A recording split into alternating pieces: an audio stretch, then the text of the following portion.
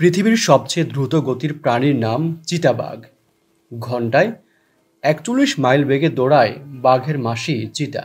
যদি প্রশ্ন করা হয় পৃথিবীর সবচেয়ে ধীরগতির প্রাণী কোনটি, এই প্রশ্নের উত্তর হয়তো আমরা অনেকেই জানি না।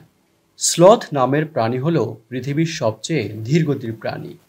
বোকা বোকা চেহারার এই আয়েসি প্রাণীটি দিনে কখনো কখনো মাত্র ৪০ মিটার পথ পাড়ি দেয়।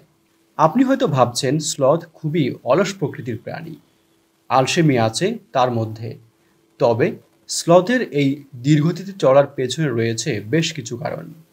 দক্ষিণ এবং মধ্য আমেরিকার ক্রান্তীয় বনাঞ্চলের এই বাসিন্দা এতটাই ধীরস্থির যে তাদের পশমের উপর শৈবাল গজিয়ে যায়। এটার সুবিধাও রয়েছে। শিকারী বিড়াল শ্রেণীর প্রাণী বা ঈগলের হাত থেকে বাঁচতে দারুণ কাজে দেয় এই শ্যাওলার স্তর। প্রশ্ন হচ্ছে, স্লথ কেন দ্রুত চলে না? জীববিজ্ঞানীদের মতে স্লথের এই ধীরগতির পেছনের অন্যতম প্রধান কারণ হল খাদ্যাভ্যাস। প্রাণী জগতে দুই ধরনের স্লথের দেখা মেলে। এক ধরনের স্লথের পায়ে ৩টি আঙ্গুল, অন্য ধরনের স্লথের আছে ২ আঙ্গুল বিশিষ্ট পা।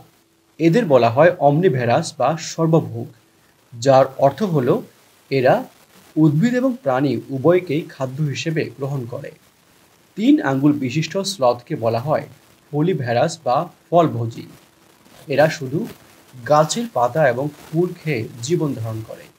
আজ থেকে ১১,০০০ বছর আগে বরফ যুগের সময়ে স্লথরা এতটা ধীরগতির ছিল না।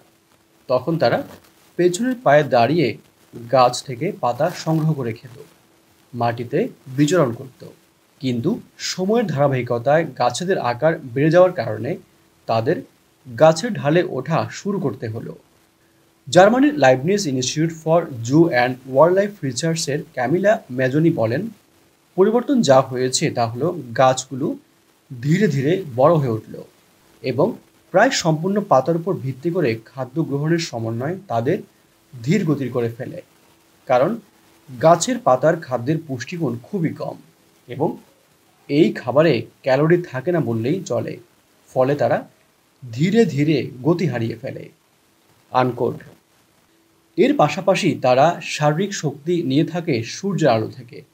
ম্যাজনি বলেন, স্লথরা প্রায়ই সূর্য থেকে শক্তি পেতে সকালে গাছের ডালের শীর্ষে চলে যায় এবং তাদের শরীর যখন গরম হয়ে যায় তখন তারা আবার গাছের ছায়ায় ফিরে আসে।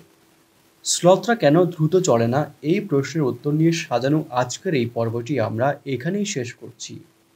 প্রকৃতি এবং বিজ্ঞানের নানান ভিডিও দেখতে আমাদের এই চ্যানেলটি সাবস্ক্রাইব করার জন্য আপনাদের প্রতি বিশেষভাবে অনুরোধ করছি।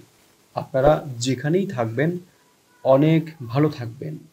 ভিডিওটি দেখার জন্য অসংখ্য ধন্যবাদ।